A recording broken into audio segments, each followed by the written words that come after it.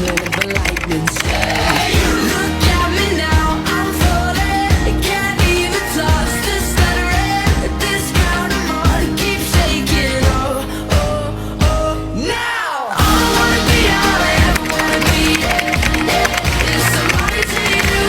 All I wanna be, all I ever wanna be, yeah, yeah, is somebody to you. Assalamualaikum warahmatullahi wabarakatuh. Halo semuanya. Perkenalkan, nama saya Fitrianisih dengan NIM 068 dari program studi pendidikan luar sekolah kelas 2024B. Video ini saya buat sebagai salah satu tugas dari mata kuliah strategi dan metode pembelajaran pendidikan nonformal yang diampu oleh Ibu Wiwin Yulianingsih SPD MPD. Nah, di video ini saya akan membahas salah satu materi yang menurut saya penting buat kita sebagai calon pendidik, terutama di pendidikan nonformal, yaitu strategi pembelajaran berbasis budaya dan kearifan lokal. Kenapa sih materi ini penting? Soalnya di era sekarang yang semuanya serba digital dan global, budaya lokal tuh seringkali jadi hal yang dilupakan. Padahal budaya lokal itu bukan cuma warisan dari nenek moyang, tapi juga sumber nilai, identitas, dan karakter yang bisa menjadi dasar kuat buat proses pembelajaran. Sebagai calon pendidik, kita punya peran buat ngejaga dan ngenalin budaya lokal ini ke peserta didik, supaya pembelajaran itu nggak cuma soal teori, tapi juga soal jati diri. Nah, biar lebih jelas, saya akan membahas materi ini secara runtut mulai dari pengertian strategi pembelajaran berbasis budaya dan kearifan lokal. Kemudian karakteristik dari strategi ini. Lanjut, teori-teori yang mendasari. Lanjutnya, kelebihan dan kekurangannya. Yang terakhir adalah contoh implementasi dalam pendidikan nonformal. Jadi, pastiin teman-teman nonton sampai akhir ya.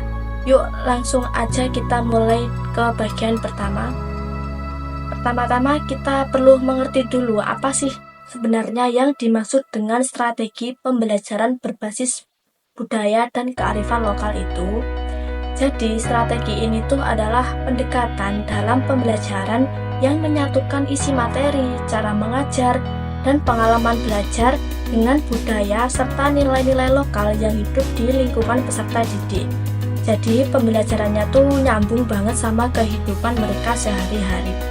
Menurut Kemendikbud tahun 2017, kearifan lokal itu adalah nilai-nilai luhur yang berkembang di masyarakat dan menjadi identitas suatu daerah.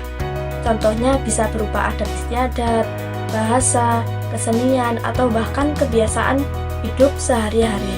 Misalnya nih, di daerah pesisir, proses pembelajaran bisa diselingi dengan cerita-cerita rakyat tentang laut, tradisi sedangkan laut, atau kegiatan nelayan. Nah, hal-hal kayak gitu bikin pembelajaran jadi lebih dekat dan gak terasa asing buat peserta didik. Nah, setelah tahu pengertiannya, sekarang kita membahas soal karakteristik dari strategi ini. Apa aja sih ciri-ciri dan gimana contohnya? Yang pertama ada kontekstual. Materi pembelajaran disesuaikan sama kondisi sosial dan budaya di sekitar peserta didik. Misalnya kalau belajar matematika di daerah pertanian, kita bisa memakai contoh penghitungan hasil panen. Yang kedua ada berbasis pengalaman lokal. Pembelajaran memanfaatkan cerita rakyat, tradisi, atau kegiatan masyarakat setempat. Contohnya bisa pakai kisah legenda daerah buat mengajar tentang nilai moral. Yang ketiga ada kolaboratif dan partisipatif, yaitu warga atau tokoh adat bisa diajak sebagai narasumber. Misalnya saat belajar tentang batik, kita bisa mengundang pengrajin batik lokal untuk demo langsung. Yang keempat ada menanamkan nilai luhur seperti nilai gotong royong, toleransi, cinta tanah air, dan kemandirian, di mana nilai ini bisa disisipkan lewat praktek budaya seperti upacara adat atau permainan tradisional. Sekarang kita masuk ke bagian teori yang mendasar strategi ini. Penting juga loh buat tahu teorinya supaya pas diterapkan tuh nggak asal jalan aja tapi ngerti landasannya. Yang pertama ada teori konstruktivisme sosial dari Vygotsky yang bilang kalau belajar itu terbentuk dari interaksi sosial dan budaya. Artinya budaya lokal itu punya pengaruh besar banget dalam proses belajar peserta didik. Yang kedua ada juga pembelajaran kontekstual atau Contextual Teaching and Learning atau CTL. Teori ini menekankan pentingnya mengaitkan materi dengan kehidupan nyata peserta didik. Jadi budaya lokal bisa jadi jembatan antara teori dan realita mereka sehari-hari. Kalau ngomongin strategi ini, pastinya ada juga kelebihan dan kekurangan juga ya. Kelebihan strategi ini bikin pembelajaran jadi lebih relevan dan kontekstual karena langsung nyambung dengan kehidupan peserta didik. Mereka jadi lebih mudah memahami materi karena sudah akrab dengan contohnya. Selain itu, strategi ini tuh juga membantu melestarikan budaya lokal. Peserta didik jadi nggak cuma belajar ilmu, tapi juga tentang siapa diri mereka dan dari mana asal mereka. Tapi ya tetap ada tantangannya juga, nggak semua pendidik ngerti budaya lokal dengan baik, apalagi kalau mereka bukan berasal dari daerah yang sama. Terus bahan ajar yang berbasis budaya lokal juga masih minim, jadi kadang harus mencari sendiri lewat observasi atau ngobrol langsung dengan warga lokal.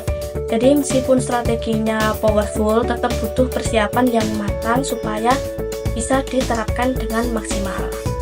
Nah, yang kemudian itu sekarang kita masuk ke bagian yang paling seru, yaitu contoh penerapan nyata strategi ini di pendidikan non-formal. Misalnya nih di UPTD BLK Buleleng Bali, mereka mengajarkan ukiran kayu tradisional, tapi bukan sekedar mengukir aja, peserta didik juga diajarkan makna filosofis dari ukiran-ukiran khas Bali.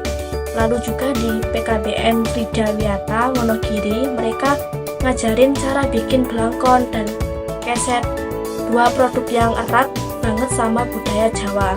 Nah, ini nggak cuma melatih keterampilan, tapi juga memperkenalkan makna simbolik dari tiap kerajinan. Ada juga di SKB Kulon Progo yang ngajarin anyaman bambu, kerajinan perak, dan pelatihan wirausaha berbasis produk lokal. Ini keren banget karena peserta didik bisa belajar sambil ngebangun usaha. Yang kemudian di Yogyakarta juga ada komunitas yang belajar mengajarin kewirausahaan berbasis kuliner kayak bikin gudeg dan bakpia. Jadi peserta didik bisa kenal makanan khas daerah sekaligus dapat peluang usaha. Terus kemudian ada di Kalimantan, permainan tradisional seperti egrang dan gasing diajarkan untuk menanamkan kerjasama dan keseimbangan yang juga bagian dari nilai budaya lokal. Dari sini kita bisa lihat budaya lokal bisa masuk ke banyak aspek pembelajaran, mulai dari kerajinan, kuliner, sampai permainan tradisional. Jadi dari semua pembahasan tadi bisa disimpulkan kalau strategi pembelajaran berbasis budaya dan kearifan lokal itu sangat penting buat pendidikan non-formal. Strategi ini bikin pembelajaran jadi lebih dekat, lebih bermakna, dan pastinya bisa membentuk karakter serta jati diri peserta didik. Kita sebagai calon pendidik punya tanggung jawab buat nggak cuma ngajarin ilmu, tapi juga mengenalkan dan melestarikan budaya lokal.